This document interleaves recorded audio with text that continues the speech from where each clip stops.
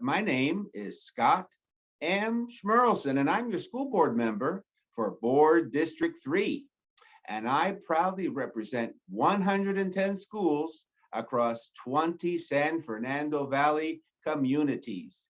And I hope that you're having a wonderful week. And I thank you for joining me in this webinar. For those of you who do not know, community groups can lease LAUSD facilities like athletic fields and auditoriums for recreational activities, for meetings and public discussions during non-school hours. Over the years, there has been a transition in district staff and the process. Before, a paper application had to be submitted, and after my advocacy for quite a few years, the process was streamlined and an online application is now available.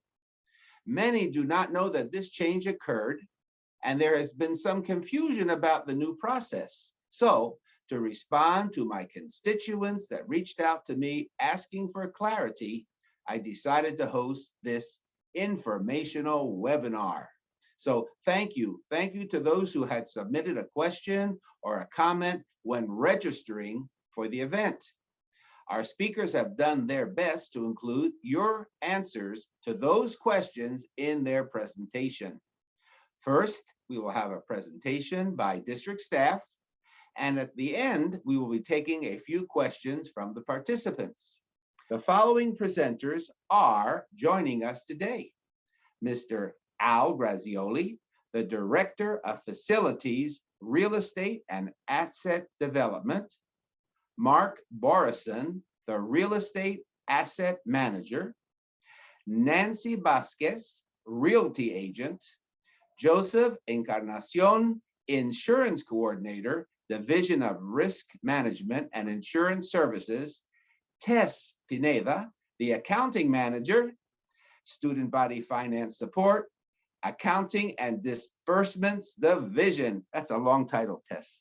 At this time, I'd like to introduce Mr. Al Grazioli, who is the Director of Facilities, Real Estate, and Asset Development, who will get us started. After his presentation, he will introduce the next speaker.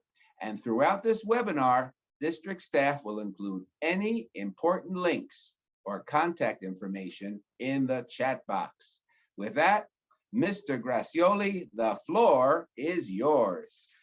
Thank you, Mr. Schmerlson. I appreciate the good words, the kind introduction, and we look forward to making as much information available in this short period of time as we can, and answering any questions that the community and staff may have as we go through the process. So Nancy is going to be kind enough to control the toggle here. So as the board member said, one of the things we would like to do is give you an overview on the use of LAUSD facilities. Go ahead, please. What we'll be talking about tonight, the board member has already given his introduction and welcoming remarks. I'm going to be talking a little bit about the facilities use request form, the process we go through, the types of agreements that we are typically entering into with folks, and what some of those requirements are. Nancy on our team is going to take you through our online application process. Then Tess is going to talk a little bit about fundraising events, and something that involves all of our agreements, including those where there are fundraising events, is insurance. And so Joseph is going to take us through, some of the requirements associated with activities on district sites and the insurance requirements and certificates of insurance that we need to protect both the students and staff and those attending these events on campuses. And then when we're finished, we'll have a Q&A. Go ahead, please. So our group, the Real Estate and Asset Development Department, is responsible, among other things, for negotiating, processing, preparing, and executing all of the agreements and permits for the use of district facilities. Now, this could include what many people, or what may be more common, are Civic Center permits and license agreements, but we also do access agreements for things like greening programs or school beautification days. We do all of the film permit work through our agents at Film LA for filming on district campuses. We're responsible for joint use agreements, for all the charter school agreements, and a host of other agreements that, cell towers and things like that, the list is very long, but these are the typical types of agreements that we see every day and that most of you may be familiar with. One thing that is important to note is that all of these agreements require authority by the board or that's delegated by the board and the superintendent to execute. So I have delegated authority personally for a number of agreements up to a certain dollar limit. There are others who have delegated authority above that. But one thing that's important to note is that with all of the great work that they do and all of their responsibilities, principals, for instance, do not have the delegated authority to execute agreements for civic center permits and film permits, et cetera. So we always want to make sure that if we're entering into any agreement, or if we have anybody using any of our properties, that we ensure that they have a proper written agreement and that the appropriate person has executed that agreement and that we have all the appropriate insurance. To give you an idea, in the Civic Center permit area alone, we go through at least 3,000 permits per year. And if you think about it, that's mainly over about an 8 or 9 month period. So quite a few Civic Center permits go through our shop every year.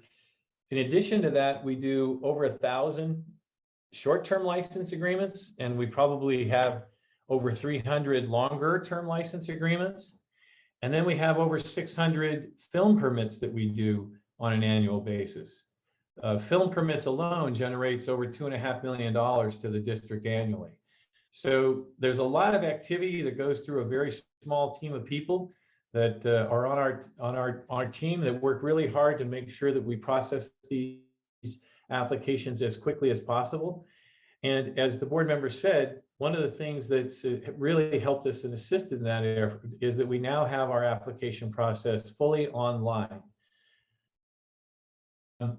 Going down again for a little bit of background, Civic Center permits are typically for one permit period at a time, and those permit periods have a maximum length of about 6 months. So in other words, we can do a Civic Center permit for a day, or we can do a Civic Center permit for a semester.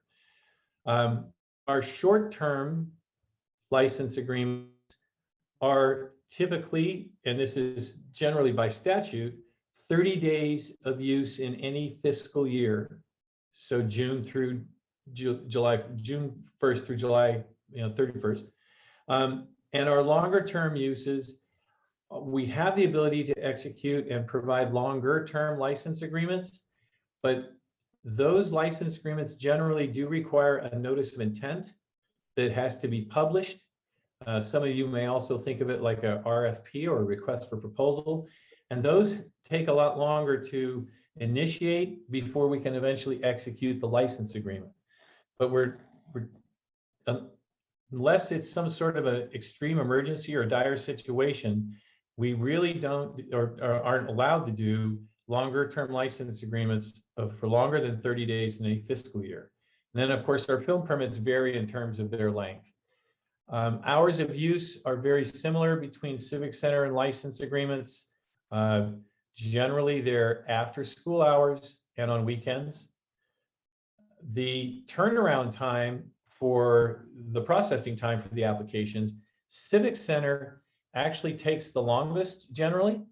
And we'll talk about why that is, but essentially that's because even though we have an online application system, we still have to reach out to the site coordinators at every school site and confirm whether or not the facility is available at that time of day. So that process, unfortunately, is not an online system. And so it does require somebody to physically call another school site. So those can take quite a long time. It all depends on how long it takes to get the response back and how complete the application is and whether or not all the insurance provisions are accurate and correct. License agreements can happen usually fairly quickly. We have a standard template for license agreements, so those can happen very quickly. And filming, the general turnaround time is 3 days on film permits. In terms of cost, Civic Center activity is generally about $38 an hour per facility, whereas license agreements have a range of pricing depending upon whether or not this is a for-profit or nonprofit entity and the type of use that they have, and then also whether or not there's any request from the board office or others to provide some sort of discount for an entity. And then filming is the Film LA group has a rate sheet, and that rate sheet is our standard rate sheet wherever you are filming in the district. Below there, you'll be able to see, and by the way, we'll make this presentation available to anybody that wants it, but below that, you can see there's various phone numbers and websites that we have that you can go to and find all of this information. Oh, so examples of use. So Civic Center, are generally our recreational sports leagues, your soccer leagues, your basketball leagues, and things like that. Public meetings like neighborhood council meetings, meetings of the Boys and Girl Scouts, or out of season sports. Short-term licenses are generally your beautification, fundraising, PTO, PTA activities, access agreements, parking and filming permits. Obviously, some of these things could be short and some could be long, but generally those are the type of short-term licenses that we have. And then the longer-term licenses are things like childcare, enrichment, joint use, the wellness centers that we have on our properties, charter schools, religious services, swap meets, and open air markets. Those have a tendency to be longer term. And the reason why they have a tendency to be longer term is simply because those entities want to know that they're going to have access to that facility more than just for 30 days or for a 6-month period. And so in order to get that longer term, we have to go through a notice of intent process. In terms of fundraising, donations, or food sales, not allowed under a Civic Center permit, but certainly allowed under short-term licenses and long-term licenses. We have a maximum number of participants and spectators under a Civic Center permit, and the reason it's 299 is just that when it gets larger than that, typically it rolls over into a license agreement because there's other things that are involved. There might be food sales or something like that. And then Civic Center permits, it has to be open to the public, whereas short-term licenses or long-term licenses can be open or closed to the public. Now, there's a little bit of misunderstanding about that sometimes. I mean, open to the public means an activity that promotes participation from the general public to attend or join as an applicant. So soccer leagues, basketball leagues, those type of things, neighborhood council meetings, those are open. But closed would be an activity excludes the general public from attending. So it's for a specific group and only for that group and only for their use. So for instance, if you had a book club and that book club was only for 30 people in your neighborhood, that would be closed to the public.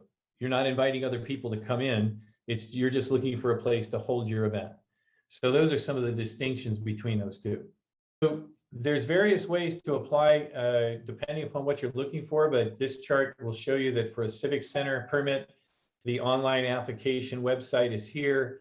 Same thing for short-term licenses, PTO, PTA fundraising events, film permits.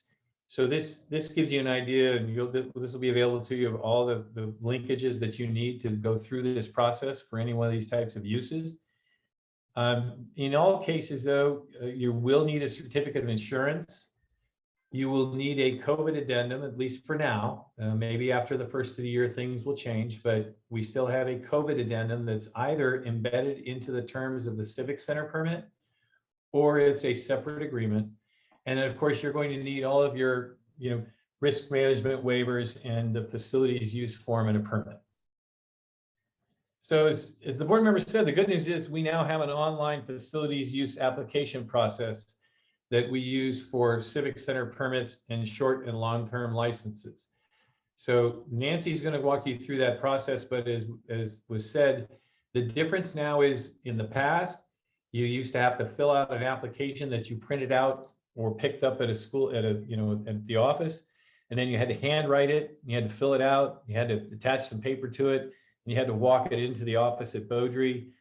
and you had to pay fees in advance, and then you had to wait to see how it got processed. And the only way you would know where it was in the system was just to call an agent that we have and that was handling it and say, hey, how's it coming, or why, where is it going, or am I missing anything? You don't have to do any of that anymore. It's all completely online, and Nancy's going to walk you through that process. Yes. Hi, everyone. Okay, so we have the online system where we have to take steps in order to actually complete the application. So we try to keep the application identical to the ones that we the original one, the one that we would fill out by hand and have to mail in or fax in or email in. So we kept it the same. You're just going to do it on an online version instead. Okay, so when we get to and I'll go ahead in the chat, put the link to where this application process begins. I'll put it at the end of the presentation, okay? Step one is always to register. Since this would be your first time using the system, you have to register using your personal email or your LAUSD email and create an email account, create your own user word, and then confirm it before you actually can use it. Once you use it and you fill out your application and you submit all your documentation that's required, we move into step two, where our office receives the application and it's assigned, whether it be a license agreement or a Civic Center, it would be assigned to an agent to work on. Once the agents get it, we also look at what we're looking at to see scheduling or what we have. If it's a license agreement, it comes in with the school site approval. We move into step three for risk management approval. We also require school site approval, especially under Civic Center, okay? Once we have those approvals, we move into step four, which is the actual license agreement with an invoice that's sent to the applicant. For the licensing side, it's still via email. For the Civic Center side, it will be an email that shows the cost proposal that's actually linked to our database.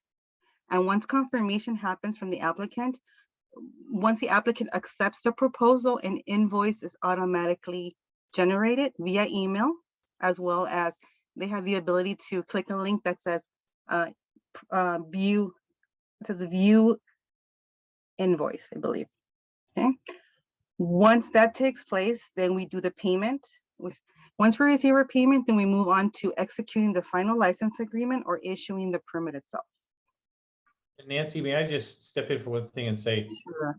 the nice thing is the applicant does not have to decide which agreement they're applying for. There's a decision tree in the application form itself that after you answer the series of questions and put in your information, the system will determine whether or not you're eligible for a Civic Center permit or license agreement. So you don't have to make that choice. All you have to do is fill out the form. Correct. Now for Civic Center, we do have very specific timelines for applications and what we call priority applications that open up only for a certain period of time. We still accept applications throughout the whole period. We just take into consideration the priority ones first and then move into looking at everything else that comes in. I do apologize for that. We do have the apply button there, which leads us to this part of the actual applications. Now, when we say we mimic what the original application is, this is exactly the same questions. We added maybe one or two different applications to help, like the refund process with the payee information. But the application itself is just step by step. We begin with everybody's information, contact information, and then as you go along, it saves it. Okay, so this takes us through the whole application step by step. It has drop-down boxes for you guys to look at to see to describe what kind of an organization you are. It has different tabs for events. We have check boxes for all different types of events. We can actually describe your event, keep clicking, and then you save it as you go along. School selection is also, now school selection is not a drop-down. It actually is, you have to first type in a few letters and then it gives you a list of the school sites based on alphabetical order. So as soon as you see it, you're supposed to click on it. And then for Civic Center, we have preference orders because for Civic Center, you have 4 choices per application for school sites. On the Civic Center side, oftentimes what happens is people are looking to get a field or a gym. And so their first choice is the one that's maybe closest to where they live. Their second choice would be one that's maybe a little further away. And so you have the opportunity to put in 4 choices. And the reason why that's so important is because your first choice may not always be available. And we don't want to have to reach back out to you and say, do you want to make another choice? By having the opportunity to list 4 choices right up front, it saves everybody a lot of time. If we find out the first choice is not available, we'll immediately go to the second choice so that we can hopefully, within those 4 choices, provide you with a permit at one of those sites. Okay, thank you, Al. So it continues with facility types. Have dropped down to different facilities. We have dates. It's a calendar, or you can type it in freely. It needs to follow the formatting. Start times. If you're looking for something Monday and Tuesday, you click on Monday and Tuesday and you add it in as a facility range. Okay.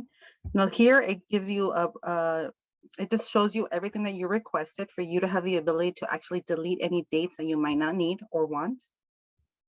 And here's more information.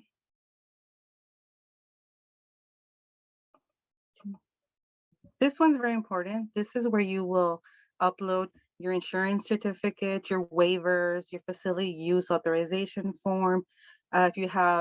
If this is for a short term or a long term, you can put flyers, you can put anything that you want to submit to our office to review, as well as risk management. Okay, once you upload, it does give you a list of what you uploaded. And then here are the terms of use for Civic Center.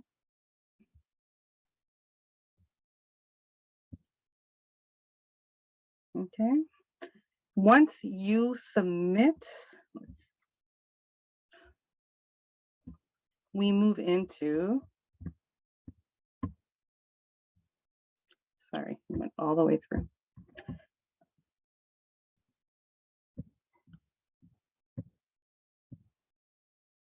Once you submit, you will go through a process of, you will be, as the applicant, you're going to be going into what we call a dashboard, which gives you updates on your applications. So if you have an application that has been submitted, it gives you the list of those submitted. If you have anything not submitted, you have a tab that says not submitted. All your applications will have an ID at this point, whether they're completed or not. And this dashboard is where you go back and look to see what's going on with your application. So. That's also important because now as an applicant, you don't have to call the agent and find out where your application is in the process. You can simply log back into the system and see where it is in the process. And the other thing is that we have a number of entities who have multiple permits requests for the same entity or the same person. And so if you want a basketball court, on Tuesday and Thursday, but a soccer field on Monday and Wednesday, you don't have to search around for all of those permit applications. They'll be all logged in under your username and password. So you'll be able to see everything you've applied for in one place. Right, all your history will be here. This is an example of this application number, and it gives you also what's pending. It shows you your application number. You can click on it and it'll show you history. It'll show you statuses. It'll show you anything that has to do with your permit. You can view your own application.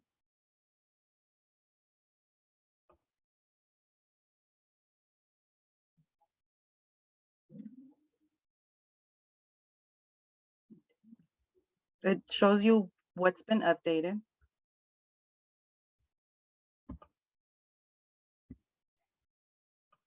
Okay, gives you options to print your permit, to print your invoice. It gives you the date that you were sent to your proposal, by when do you have to respond. It gives you all the information that you usually would get via email. So Nancy, let's jump ahead to the next piece. Okay. If we can. No, my computer is. Cycling. Yes.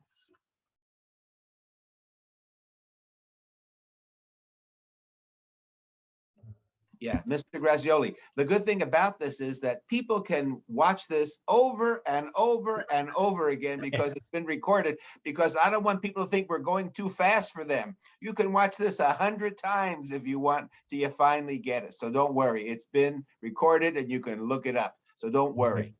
Okay. I had That darn to. video. It's stuck. It's stuck on that video.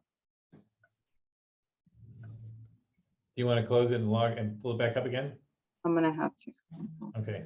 Actually, I think, let me go to my, I can actually talk through here. I have mine up here. I'll pull my,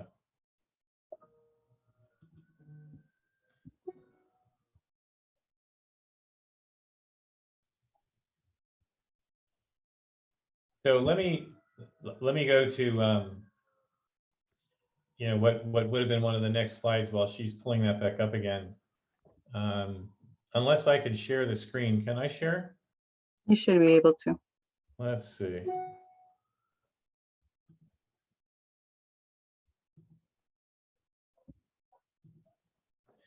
Can everybody see that?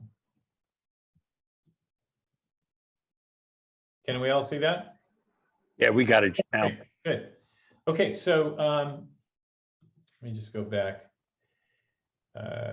Okay, so the good news is, like we said, we have this online application form. It's very intuitive, very easy to use. You don't have to decide what you're going to be, a licensee or Civic Center permit. The system takes care of that for you. So it has a lot of advantages from where we were before. I mean, it's convenient, it's safe, it saves time. In this day and age, it's contactless. You don't have to come down and hand in, you know, forms and things.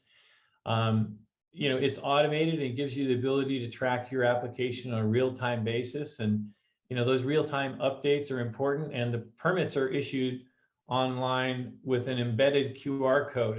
And the reason why that's important is that for you or for us or for a site coordinator, if you show up at the site and you have your application on your phone or in paper, that QR code is embedded in that application and tells us exactly what that application is all about. So a plant manager and a beyond the bell person can simply scan that QR code and get the information, you know, on their own phone if they, or their own tablet if they want to.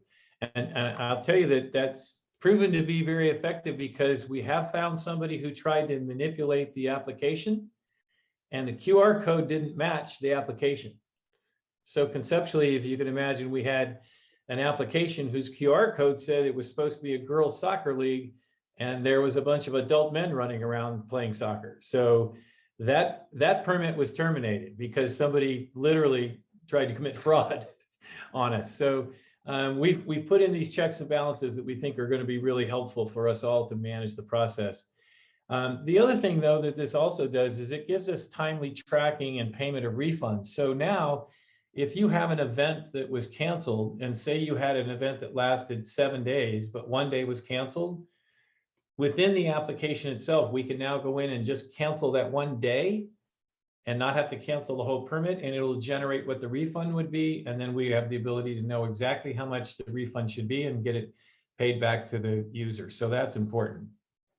Now, some areas that we're still working on to improve is that, you know, this online payment processing system where you can pay by check or, you know, ACH out of your bank account or a credit card, just like you might do, you know, at Amazon or any place else.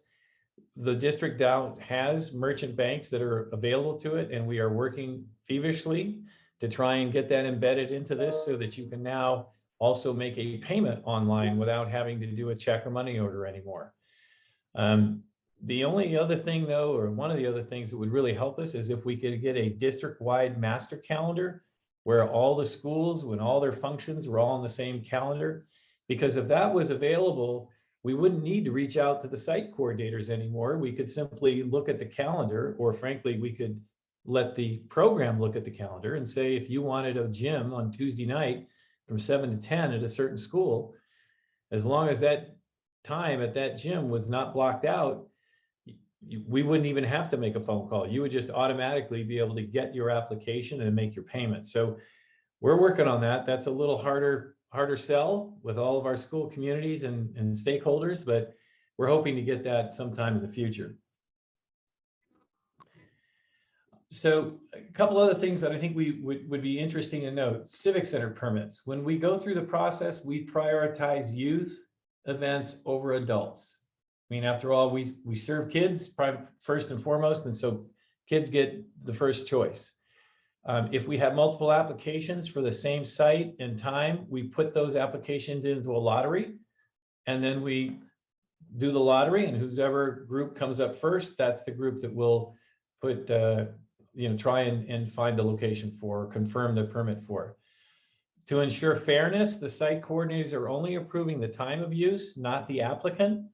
We don't want people on site playing favorites with their son or daughter's soccer league versus some other entity. And so as long as they approve the time of use, we're good.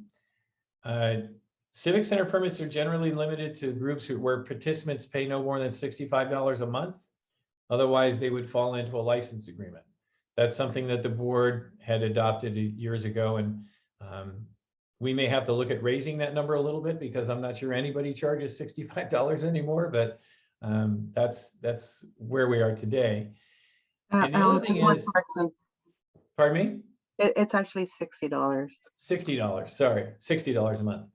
And then the other thing I just want to make sure everybody understands is that we're doing a much better job now of making sure that permit holders and licensees are on their best behavior. The days of people going out and leaving beer bottles and fighting or in some cases handing their permit to somebody else and making a profit, we're doing a much better job of not policing, but at least keeping tabs on that. And if somebody's exhibiting bad behavior, or if they're not playing by the rules, or they try and sell their permit for a profit, we're going to start terminating those agreements. We have in some cases, and those entities may lose their ability to apply on a school site, certainly in the short term and maybe forever. So if somebody's exhibiting bad behavior or not playing by the rules, please let us know, because we want to make sure that we're only putting people on our properties that are going to make good use of it and aren't going to destroy it. Fundraising licenses, those are initiated on a fundraising website, which Tess will take you through here in a little bit. Currently, we're still abiding by the board's when the superintendent's commitment to not charge for a school use fee for those fundraising events. One thing to make clear is that there is a distinction between a fundraising event and an enrichment provider, or somebody who has a long-term agreement, for instance, a parking lot. Those longer-term agreements and those enrichment programs require a license and are not subject to a fundraising event. Long-term license agreements, as we said, require a notice of intent, and the film permits that we do are processed and issued through Film LA. The schools can't request or require a film company to donate in order to secure signature. The film permit does require for the film company to contact the principal and make sure that the dates and times they want to use the site are okay. But the principal or school site administrators are not supposed to say, well, I'll sign your application if you donate money to the school. If they want to, if the production company wants to do something much later, that's fine. But it's almost like quid pro quo, and we don't do that. It's not a barter agreement. And for the film permits, 75% of that money does go to the school.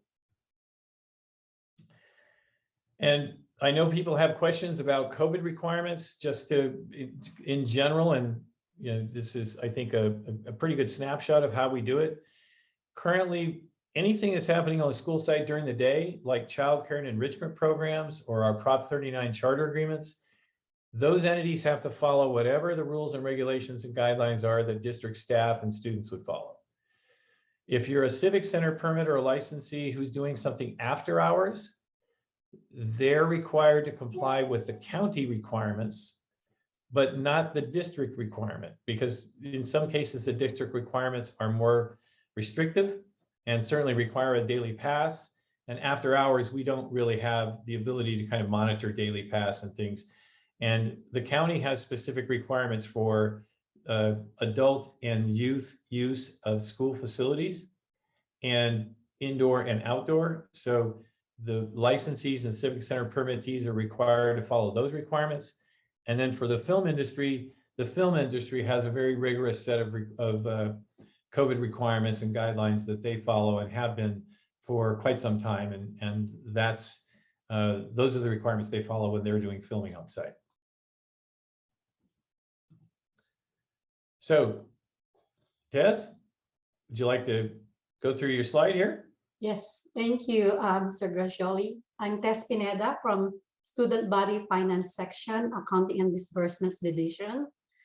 As mentioned earlier, the Student Body Finance Support Section is the one that is responsible for approving, reviewing, and approving all school fundraising activities sponsored by either the ASB, Associated Student Body of the school, and parent-teacher associations and parent-teacher organizations and booster clubs, or it could be co-sponsored with parent group and the Associated Student Body organization. About 2 years ago, we started with the online submission of the application to hold a fundraising drive. That's about 2 years ago, in 2019-20, when we implemented the Student Body online fundraising website, wherein the schools and the parent organizations can be able to submit the application. Last year, 2020-21, we further enhanced the system by implementing the parent registry, wherein any parent organization that is approved by the school can be able to register their parent organization information to the online fundraising system that will allow them to submit and of course edit, provide updates as far as the parent officers, PTA officers, PTO officers, PTSA officers, and booster club officers. Also, this year, 2021-22, we also enhanced further the system by making more enhancements to the system, like for instance, auto-population of the form, shorter wait time to approve the application process, and then of course the introducing the electronic signature, where all stakeholders that are involved in the approving process can be able to automatically sign the fundraising application. The fundraising application link or the portal page is found on fundraising. When you click on the HTTPS colon and then / fundraising.lausd.net. We've regarding the phase 3 enhancements that I mentioned earlier, we have been providing the training, live training that we started last Monday, and the training will be until December 17, 2021, to cover all 739 schools district-wide. Also available, and we've sent meeting invites to all constituents, principals, school administrative assistants, office managers, parent-teacher association officers, booster club officers, and as well as the 10th district and 31st district PTA officers. So, and I believe some of you may have already participated in the training demo that we actually provided last Monday. Thank you, everyone. Thank you, Tess, for sharing that. So my name is Joseph Encarnacion. I know we're pressed for time here, so I will try to hit the highlights. I am with risk management, and we are tasked to review and make sure that the events or the access to school property for these events are safe. And one of the main requirements that we have is the insurance requirements. We usually look at facilities use, special events, Civic Center field trips, and we have a team of support staff that will do that for us. You can reach us at 213-241-0329 or at riskfinance@lausd.net. I will share that on the chat box in a little bit. So basically, when a third party will be involved or will be using district facilities, what we would like to see is a description of the activities. We want to make sure that we account for what's happening at the school site. If there are vendors that will be present at the school site providing services, we'd also want to see who they are and their certificates of insurance.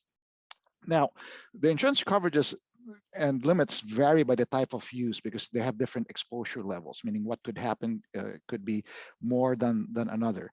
So what I'll share with you are two of the most common requirements.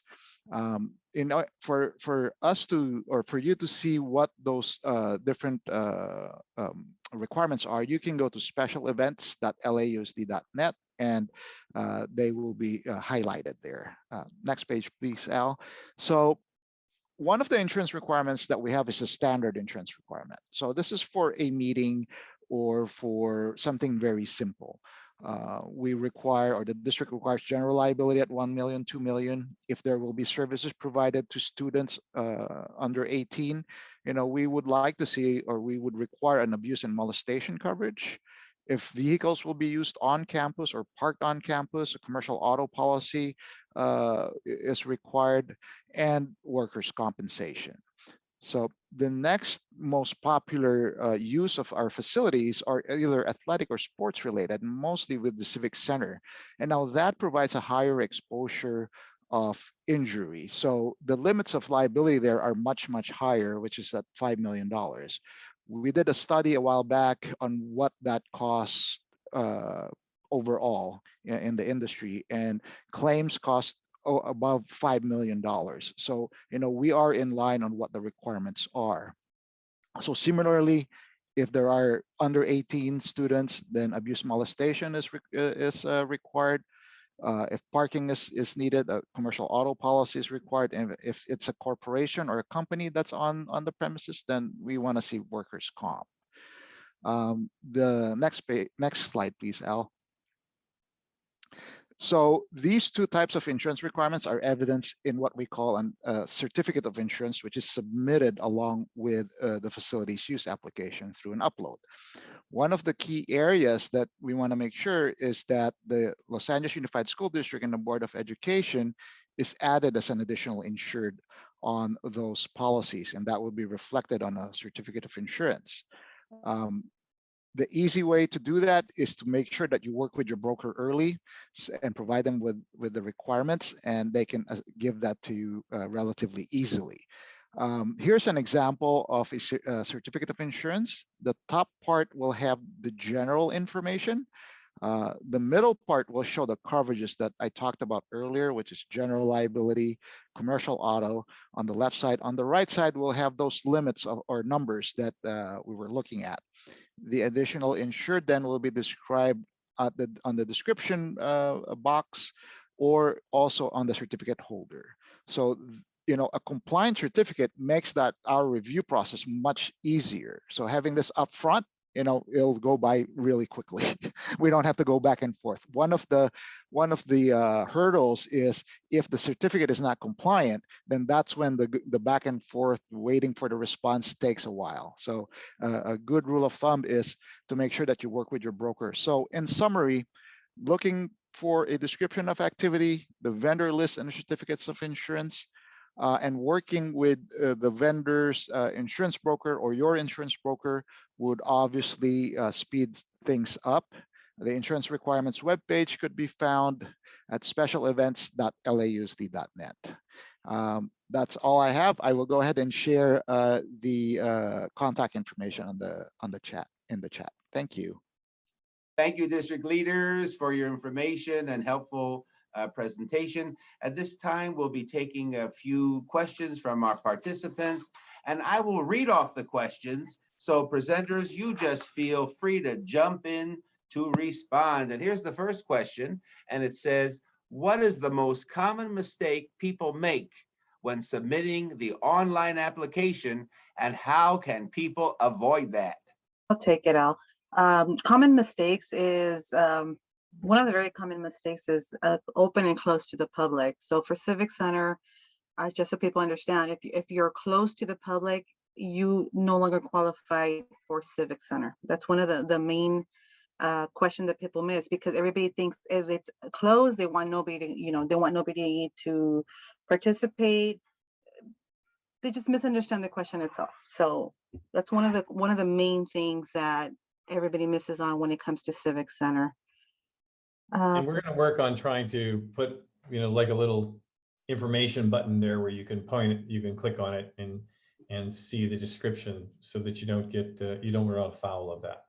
That's great. Thank you, Nancy. And now, next question, and it's from Laura. And Laura says, what is the district number to contact someone at Leasing if we have questions while we're filling out the application? Go ahead, I did put the contact information in the chat. So look at the chat. We have office phone number, and we have the email. Call the office and they will be more than happy to assist you with that. Thank you, Nancy. Next question is from Audrey.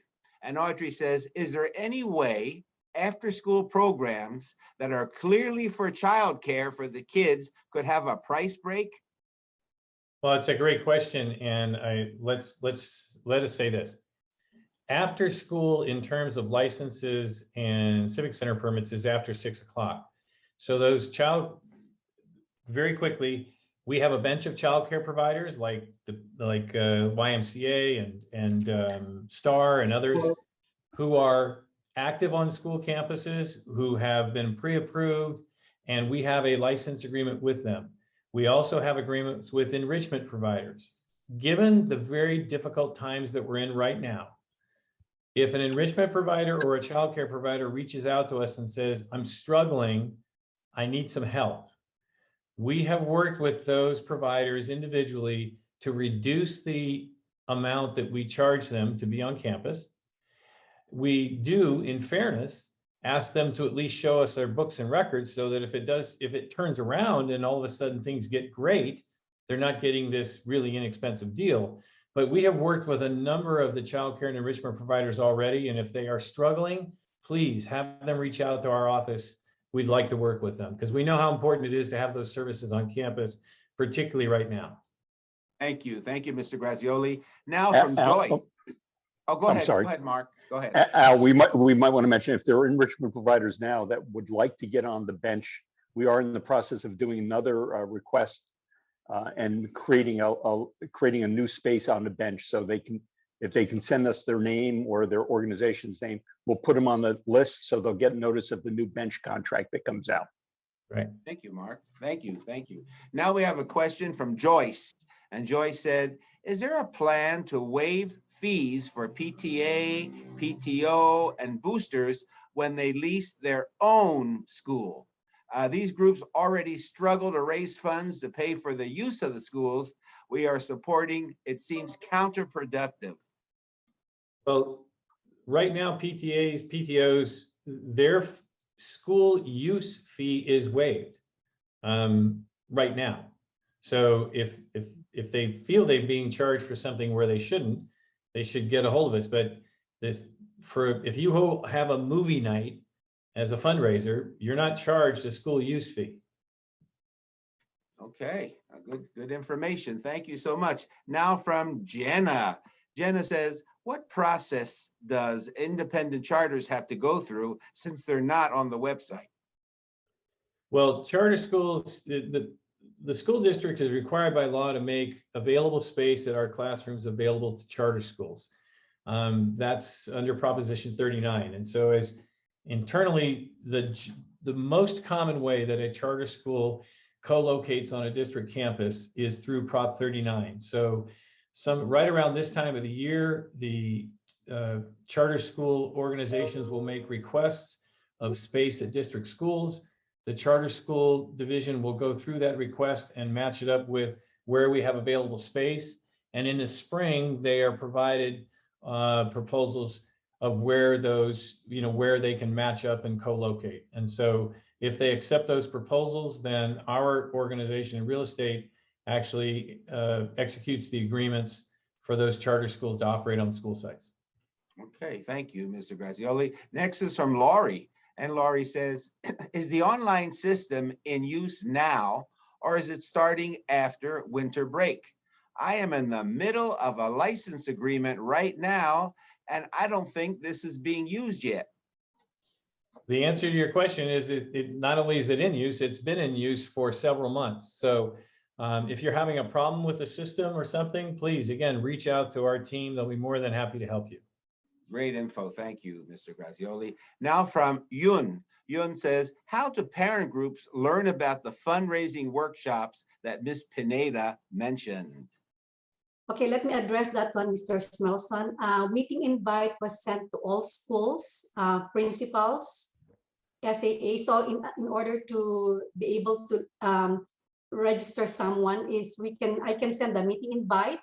If I can have the name of the parent officer that would like to attend one of the trainings. We have the training until, I believe, December 17. We have one tomorrow that I can send the invite to. Great. Tess, would they email you then? Would that be okay? Yes, they can email me at tess.pineda@lausd.net. Thank you. Thank you, Ms. Pineda. Okay, next one. Can you explain the COVID safety protocol expectations for both hosts and guests? For hosts and guests, well, during the school day, it's the same protocol. Anybody who's coming onto the campus during the school day has to have a daily pass, and if you're a district employee or a staff member, you have to be vaccinated. One of the other things we've done, and this is why it's so important that our office does these agreements, is all the enrichment providers and all the child care providers that we have licenses with, their staff has to meet the same requirements as our staff does. We offer them the opportunity, and they have to get a single sign-on and get a district email address. And with that, they're allowed to get tested and vaccinated for free at district sites. And all of their testing and vaccination information is uploaded into our system, and it appears on the principal's dashboard every day. After school hours, for Civic Center permits and licenses, again, as I said, the groups have to meet whatever the requirement is for their age. For their if they're youth or adult, if they're indoors or outdoors, and for their particular sport or activity.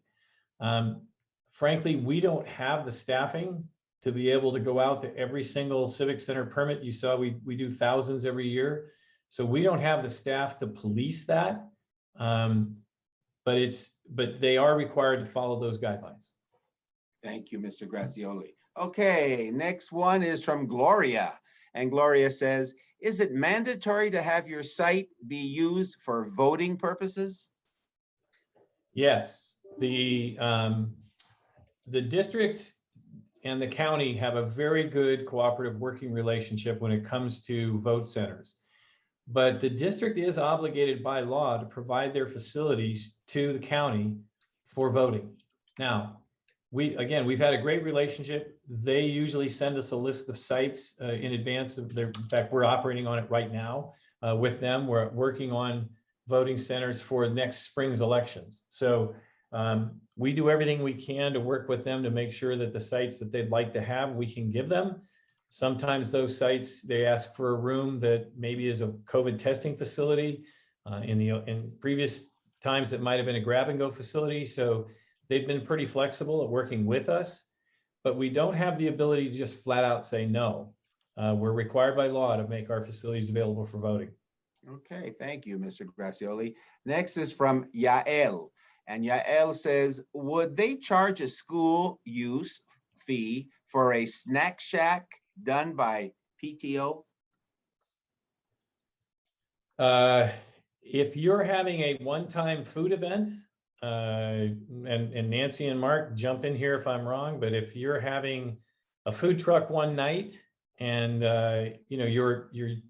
that's part of a fundraising event associated with something else you're doing, you can do that. But a permanent snack shack, that would require a license. That would require a license. Thank you, Mr. Grazioli. Next is from Joyce. And Joyce says, what is considered a third party? If a teacher coach wants to bring in an amateur to coach a clinic, for example, sponsored by PTSA, what would the insurance requirements be?